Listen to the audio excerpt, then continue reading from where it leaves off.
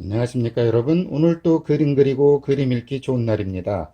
오늘은 국화의 잎사귀, 꽃잎을 이야기하는 거예요. 꽃잎의 종류 두 번째 시간으로 시판이라고 하는 시판 대륜국을 한번 해보도록 하죠. 먼저 번 시간에 평판 중륜국을 했다면 이번 시간에는 네, 맞습니다.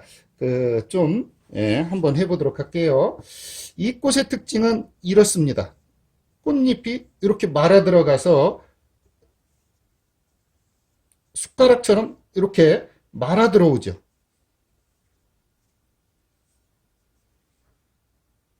우리가 흔히 실국화 그릴 때의 그 고스란한 느낌 있죠. 이렇게 말아 들어오는 이 느낌이 이 안에 그대로 살아 있습니다. 이렇게.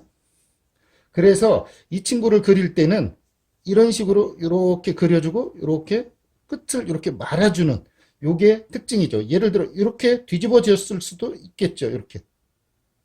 이렇게. 네. 그래 놓고 여기에 또 이렇게 거슬러 올라갈 수도 있고 그러면서 끝은 이런 식으로 풀어주는 이것이 어떤 국화예요? 그렇죠. 여러분이 잘 아는 일반적으로 보는 국화의 형태죠. 이렇게. 이것을 뭐라고 그러냐면 조금 전에 제가 뭐라고 그랬어요? 그렇죠. C판, 숟가락처럼 생겼다 해서 숟가락 C자의 C판입니다. 이 형체를 이해를 하시고 그리시면 이렇게 둥글둥글해서 이렇게 껴들어오면서 사이사이에 껴들어오고 이렇게 뻗어나가면서 이 친구가 이렇게 하면서 이렇게 뒤집히는 이런 형태를 잘 이해하시게 되고 끝을 이렇게 둥글리면서 숟가락의 형체를 좀 취하게 될 거예요. 이때 앞으로 뒤로 또 이렇게 서로 어긋나서 들어가기도 하고 한 번에 또 이렇게 쭉 올라오기도 하죠. 이런 식으로. 그렇기 때문에 이때 중요한 건 무슨 일이 있어도 자유롭게 그리는 것 같지만 꽃잎의 방향이나 어떤 걸 많이 보신 분들에 한해서 이 형체를 이해하실 수 있을 겁니다. 이렇게 하면 음, 이렇게 되죠. 그죠? 음, 사이에 치고 들어옵니다. 음, 이렇게. 야, 이렇게 되겠죠. 이 친구는 제가 뭐라고 그랬어요? 보통 지름이 그렇죠. 굉장히 커요. 그냥 한마디로 18cm, 20cm가 넘어요. 그러다 보니까 이 친구를 그릴 때는 절대로 한 줄기에 한 꽃잎만 그려주는 게 좋습니다. 이거를 가지고 여러 꽃잎을 그리게 되면 이 친구의 느낌이 완전히 사라지겠죠. 그래서 이렇게 사이사이에 넣어주는 거는 좋더라도 꽃잎 잎사귀를 이렇게 넣어주는 건 좋더라도 절대로 한 줄기에는 한 꽃잎만 그린다는 그 기준을 어그러뜨리지 않고 그리는 게 좋습니다. 이렇게 해놓고 이 친구의 뭐가 크니까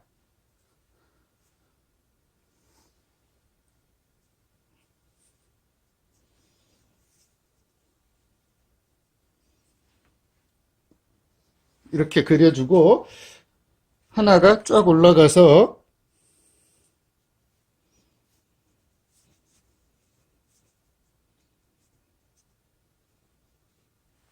이렇게 어린 잎이 이쪽으로 하나 툭 떨어졌다고 가정을 해보자고요.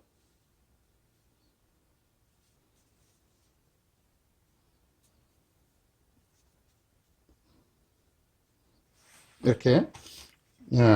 당연히 이쪽은 지금 아직 안 폈기 때문에 이렇게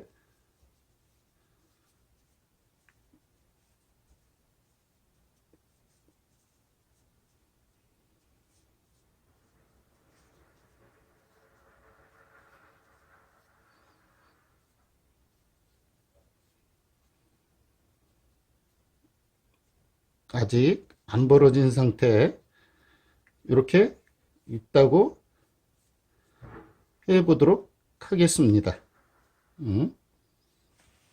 그러면 벌써 중륜국과 대륜국의 차이를 여러분은 크기로도 알았고 이 꽃잎의 휘임으로 인해서 평판과 시판을 배우셨어요. 야, 이렇게 한 국화를 색을 칠할 때는 뭐 여러분이 좋아하는 색을 다 칠하셔도 좋아요. 야, 한번 이 친구는 여기서부터 이렇게 들어가는 색으로 칠해 주어 보도록 하겠습니다. 제가 지금 이렇게 밖에서부터 안으로 끄집어 드리고 있죠? 이런 식으로 이렇게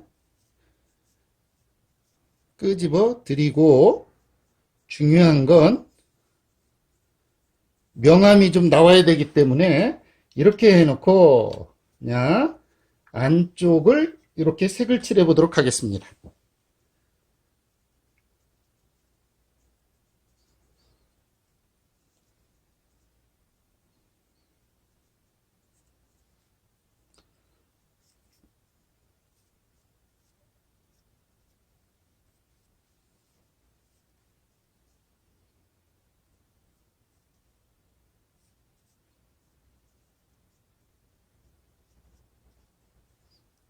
이렇게 색을 칠하면 보다시피 서로 연결이 돼서 자연스럽게 색감이 조화롭게 되겠죠. 이렇게 칠하기가 어려우시면 그냥 여러분은 이렇게 칠하셔도 좋습니다. 지금 보십시오. 그냥 가운데만 칠하고 이렇게 해서 그냥 이런 식으로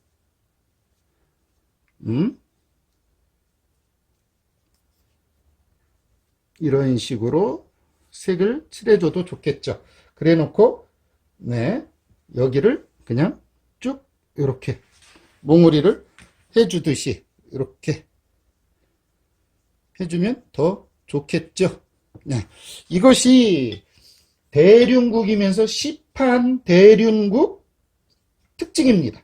이렇게 해주면 먼저 번 시간에 그렸던 중판, 평판, 중륜국과 차이점을 이해하셨고, 아, 이 친구는 자그마치 이 크기가 18cm 이상이나 되니까 이 한 대에 하나만 그려야 되겠구나. 특징을 이해하셨을 거라고 짐작을 합니다. 그럼에도 불구하고 사람들이 이것을 하나의 여러 꽃을, 한 줄기에 여러 꽃을 그리는 이유는 실제로 이 친구들을 키운 걸 보지를 않았기 때문에 그렇습니다.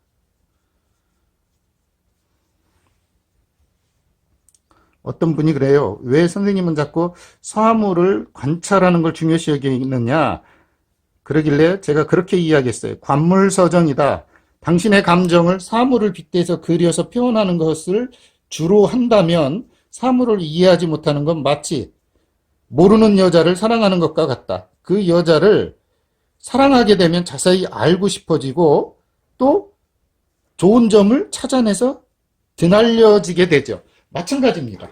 그림도 마찬가지예요. 그러다 보니까 자연스럽게 이렇게 형체가 완성이 되죠. 그러면 얘는 뭐예요? 그렇죠. 국화의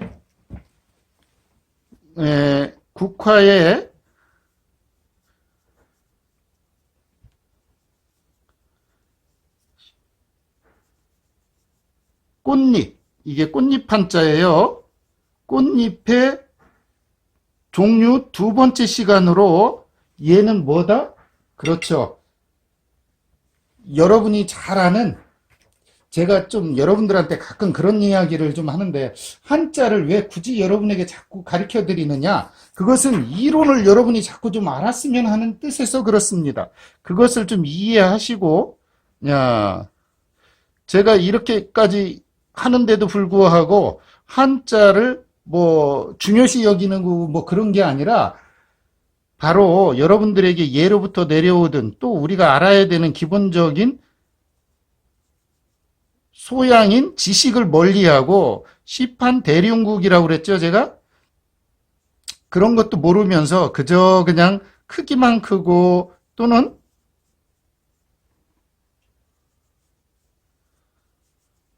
그림을 그냥 그리는 것만으로만 보지 마시고 자연을 이해하고 도법자연이라고 그래서 모든 법은 자연 속에 있습니다. 그것을 이해하기 위한 과정 중으로 이 그림을 통해서 자연에 다가간다면 여러분만의 화법 또는 여러분만의 기법이 완성되리라고 생각을 합니다. 그럼에도 불구하고 이런 노력, 자연에 다가가는 노력이 없다면 그림 그리는 의미가 없죠. 결국은 국화의 꽃잎의 종류는 두 가지다. 하나는 평판, 하나는 시판. 시판은 숟가락 시자로 여기가 숟가락처럼 생긴 거. 요것이 제가 오늘 가르쳐 드리는 두 번째 국화 꽃잎의 종류 시간이었습니다. 제가 이렇게 확대할 정도로 크게 그려준 이유는 여러분이 자연을 이해하고 조금 더 자연 속에 다가가기를 바라서 그렇습니다. 우리가 이 꽃들을 여러 해살이 풀로 이해하는 이 국화는 겨울에는 줄기가 말라 죽고 뿌리로 월동하잖아요. 그러다 보니까 시골집 울타리에 탐스럽게 여러 송이 꽃을 피우는 국화를 우리가 많이 보고 그것을 당국이라고 하죠. 그것을 이제 우리는 빛깔은 노란색, 자주색, 흰색이 주종을 이루지만 그 중에서도 황국을 귀히 여기기도 해요. 또 이 안에 꽃술이 있는 것도 있고 없는 경우도 있어요. 꽃술이 있는 경우는 좀 꽃술을 표현해 주는 것도 아주 좋습니다. 그런데 이때 표현할 때 주의해야 될 점은 꼭 흰색을 섞어서 찍어줘야 된다는 거예요. 그런데 이때 이 흰색이 너무 노랑과 황금색으로 이루지 않도록 하면서 얘가 이렇게 가운데에 이렇게 드러날 수 있어야만 이게 실제로 좋은 꽃술이에요. 그리고 이 꽃술은 이렇게 딴 데로 살짝 보일 수도 있다는 걸 알고 있어야 돼요. 그리고 이 친구가 없는 것도 있다는 거. 왜 어떤 건 달고 어떤 건 안 다느냐, 그게 아니라 여러분들이 좀 관찰을 해보시면 그거를 알 수가 있는데 자꾸 보지 않고 누군가의 그림을 평한다는 건 사물에 대한 이해도가 떨어졌다고 생각을 합니다. 오늘은 여기까지고요. 국화 꽃잎의 종류 두 번째, 숟가락 모양의 판형, 그 중에 대륜국이었습니다. 여러분도 국화 피는 좋은 계절에 한번 다시 자세히 보신다면 제 강의가 그나마 다행이겠습니다. 여러분 덕에 저는 계속해서 강의를 하고 있고요. 여러분, 오늘은 국화였습니다. 감사합니다.